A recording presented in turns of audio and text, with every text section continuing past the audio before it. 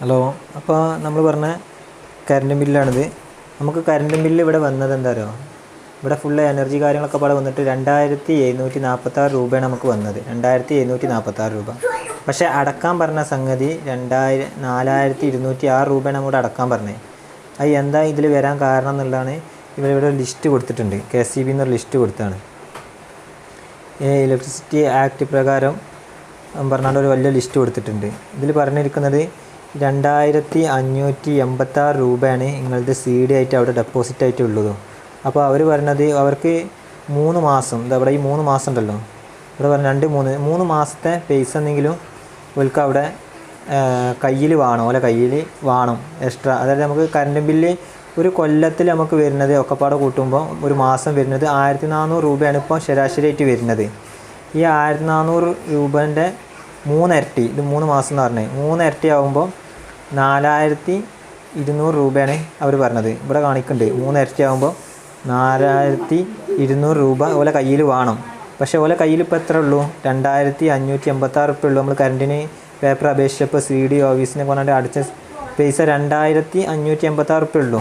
അന്നൊക്കെ നമുക്ക് ചിലവ് കുറവേനി. നമുക്ക് അന്ന് 800 റുപ്യൊക്കെ മാസം, അന്നത്തെ ഒരു കൊല്ലത്തിലെ സാമ്പത്തിക വർഷം നോക്കി കണക്ക് കൂട്ടുമ്പോൾ ഒരു മാസത്തിൽ നമുക്ക് 800 ചില്ലാനേ വന്നിട്ടുള്ളായിരുന്നു.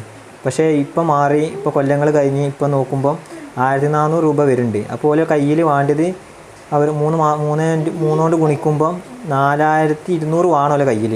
പക്ഷേ ഓരോ കയ്യിൽ ഡെപ്പോസിറ്റ് ആയിട്ടുള്ളത് നമ്മൾ അന്ന് അടിച്ചത് 2586 രൂപയാണ്. ഇതെന്താണെന്ന് ചോദിച്ചാൽ നമ്മൾ മൊബൈൽ റീചാർജ് ചെയ്യുമ്പോൾ അത് റീചാർജ് ചെയ്താണ്ടാണ് നമ്മൾ കോൾ ചെയ്യൽ. പക്ഷേ ഇവരെ എന്താ വെച്ചാൽ കറണ്ടൊക്കെ തന്നിട്ടാണ് ഒരു പൈസ പിടിക്കുക. അപ്പോൾ നമ്മൾ വാടകക്കാരനാണെങ്കിൽ ഒരു കടയൊക്കെ ഇട്ടിട്ടുണ്ടെങ്കിൽ ആ കട പൂട്ടി പോയി എന്ന് വിചാരിക്കുക. അപ്പോൾ അവർ ഈ കറണ്ട് ബില്ല് കട്ട് ചെയ്യാൻ വേണ്ടി വരും. ആ കറണ്ട് കട്ട് ചെയ്യാൻ വേണ്ടി വരുമ്പം ഇവർ കട പൂട്ടി ഇവർ പോയിട്ടുണ്ടാവും. അപ്പോൾ എന്തായി, ഒരു കറണ്ട് ബില്ല് വരെ 2 മാസത്തിലാണ്. അത് കഴിഞ്ഞിട്ട് പിന്നെ ഒരു മാസം കൂടി, ഒരു 25 ദിവസം കൂടി കഴിഞ്ഞിട്ടാണ് ഇവർ ഫീസ് ഊരാൻ വരിക. ആ ഫീസ് ഊരാനാകുമ്പോൾ അപ്പോഴും കുറച്ച് ഉപയോഗിച്ചിട്ടുണ്ടാവും. അപ്പോൾ ഇവർ കട പൂട്ടിപ്പോയി കഴിഞ്ഞാൽ ഇവർക്ക് ആരും പൈസ തരാണ്ടാവില്ല. അപ്പോൾ ആ 3 മാസം കണ്ടാണ്ട് ഓല് കണക്ക് കൂട്ടുകയാണ്. ഈ 3 മാസം അതാണ്, ആ 3 മാസം കണ്ടാണ്ടുള്ള ഡെപ്പോസിറ്റ് ഓല് ആദ്യം വാങ്ങിക്കുകയാണ്. ഇനി ഒരു ഫീസ് ഊരി കഴിഞ്ഞാലും ഓലെ ആ അന്നത്തെ പൈസ ഓൽക്ക് ഈ ഡെപ്പോസിറ്റിന് എടുത്താൽ മതി. അപ്പോൾ അതിനാണ് ഈ 3 മാസം കൊണ്ട് ഗുണിക്കുന്നത്. 2 മാസത്തെ കറണ്ട് ബില്ലും 1 മാസം കൂടി എക്സ്ട്രാ വെച്ചിട്ട് 3 മാസം കൊണ്ടെന്നാണ് ഇതിൽ പറയണത് കാര്യങ്ങൾ. അപ്പോൾ നമുക്കിതൊന്ന് കണക്ക് കൂട്ടിയേക്കാം എങ്ങനെയാണ് വരുന്നത് എന്നുള്ളത്. ഇതിൽ പറയണത് ഇങ്ങനെയാണ്, ഈ 2586 രൂപയാണ് നമുക്ക് ആദ്യം ഉണ്ടായിരുന്നത്. അപ്പോൾ ഈ 3 മാസം ആകുമ്പോഴത്തെ ഇതൊന്നും പോരാ. ഇപ്പോഴത്തെ രീതിയിൽ ഒരു കൊല്ലം കഴിഞ്ഞപ്പോൾ, അല്ലെങ്കിൽ 2-3 കൊല്ലം കഴിഞ്ഞപ്പോൾ ഇപ്പം ഒരു മാസം 1400 രൂപ വേണം. അപ്പോൾ 1400 രൂപ ആണെങ്കിൽ 1400 രൂപ ഇൻറ്റു 3 മാസം ഗുണിക്കുമ്പോൾ 4200 രൂപ വേണം അവർക്ക്. അപ്പോൾ ഓലെ കയ്യിൽ എത്ര ഉള്ളൂ? 2586 രൂപയേ ഉള്ളൂ ഓലെ കയ്യിൽ. അപ്പം ബാക്കി പൈസ ഇതാണ്. ഈ 1614 റുപ്യയും കൂടി നമ്മൾ ഇതൊക്കെ വെക്കണം, ഈ CDക്ക് വെക്കണം. ഇത് വെക്കുമ്പോഴാണ് ഈ 4200 രൂപ ആവുള്ളൂ. അപ്പോൾ അത് വെക്കണമെന്നാണ് ഇവർ പറയണത്. അപ്പോൾ ഇതിൽ പറയണത് ഇവിടെ ഒന്ന് കാണിച്ചു തരാം. ഇവിടെ ഇപ്പോൾ നമുക്ക് കറണ്ട് ബില്ല് വന്നുകൊണ്ടോ 2746 രൂപ. അതിന് പുറമെ ഇപ്പോൾ ഈ പറഞ്ഞ 1614 റുപ്യയും കൂടി നിങ്ങൾ കൂട്ടണം. ഇതും കൂടി കൂട്ടുമ്പോൾ ഈ 4200 രൂപ നിങ്ങൾ മൊത്തം അടക്കണം എന്നാണ് പറയണത്. നമുക്ക് അതൊന്ന് എഴുതി നോക്കാം, എന്നാലും അത് വ്യക്തമായിട്ട് മനസ്സിലാവുള്ളൂ. ഞാൻ ഇവിടെ കാണിച്ചു തരാം. ഇവിടെ നമുക്ക് ഇതിൽ കാണിച്ചിരിക്കുന്നത് 2586 രൂപ. പഴയ കണക്കാണ് അവിടെ ഉള്ളത്. എത്രയാണെന്ന് ചോദിച്ചാൽ 2586. അപ്പോൾ ഹരിക്കണം 3. അപ്പോൾ ഇതുകൊണ്ട് അന്ന് അരിച്ച് നോക്കിയപ്പോൾ എത്രയാണ് കിട്ടിയെന്ന് നമുക്ക് നോക്കാം. 2586 രൂപയാണ് നമുക്കവിടെ ഡെപ്പോസിറ്റ് CD ആയിട്ടുള്ളത്, CD ആയിട്ട്. അപ്പോൾ ഡെപ്പോസിറ്റ് സെക്യൂരിറ്റി ആയിട്ടുള്ളത്.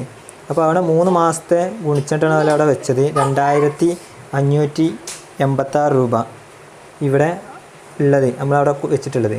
പക്ഷേ ഇപ്പോഴത്തെ കണക്ക് പ്രകാരം ഒരു കൊല്ലത്തിൽ ഒരു കണക്കൂട്ടി ശരാശരി വെച്ച് നോക്കുമ്പോൾ 1400 റുപ്യൻ്റെ ചിലവ് നമുക്കിവിടെ നടക്കുന്നുണ്ട്. അപ്പം ഈ അവിടെ 3 കൊണ്ട് ഗുണിച്ചുമ്പോൾ 4200 രൂപയാണ് ഇപ്പോൾ വേണ്ടത്. പക്ഷേ ഇവിടെ ഇപ്പോൾ ഓരോരുത്തർ എത്ര ഉള്ളൂ? 2586 രൂപ ഉള്ളൂ. അപ്പം ഈ 4200ക്ക് നമ്മൾ ഈ പൈസ ഉണ്ടല്ലോ അവിടെ, അത് അതിന് കുറക്കുക. ഇത് കുറക്കുമ്പോഴാണ് ഈ 1614 രൂപ ഉള്ളത്.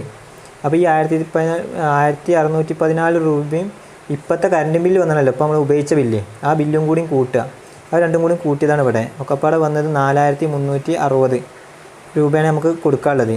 ഒരു 26 രൂപയും കൂടി ഇതിൽ കാണിക്കുന്നുണ്ട് എക്സ്ട്രാ, ഇവിടെ കാണിക്കുന്നതാ സെക്യൂരിറ്റി ചാർജ് പറഞ്ഞാണ്ട് ഒരു 26 രൂപ. അപ്പോൾ അതും കൂടി കൂട്ടുമ്പോൾ 4386 രൂപ വരും. പിന്നെ ഇവിടെ കാണിക്കുന്നുണ്ട് ഒരു 180 രൂപ അഡ്വാൻസ്. ഇതെന്താ വെച്ചാൽ നമ്മൾ ഈ പൈസ കൊടുത്തല്ലോ, ആദ്യം അവിടെ വെച്ചിട്ടുള്ള പൈസ ഇത് ബാങ്കിൽ ഇങ്ങനെ ഇട്ട് വെച്ചിരിക്കുകയാണ്. അപ്പോൾ അതിനൊരു പലിശ നമുക്ക് കിട്ടുന്നുണ്ട് നമ്മുടെ അക്കൗണ്ടിലേക്ക്. ആ പലിശയാണ്, ആ ഒരു കൊല്ലത്തെ പലിശയാണ് 180 രൂപ. ഈ 180 രൂപ അപ്പോൾ അത് ഒരു നമുക്ക് തന്നണേ. അപ്പോൾ ഈ സംഖ്യയിൽ ഇത് കുറക്കും, അത് കുറക്കുമ്പോൾ വരുന്നതാണ് 4206 രൂപ. അങ്ങനെയാണ് നമുക്ക് 4206 രൂപ ബില്ല് വന്നത്. അപ്പോൾ ഇതാണ് ഇതിൻ്റെ കാര്യങ്ങൾ.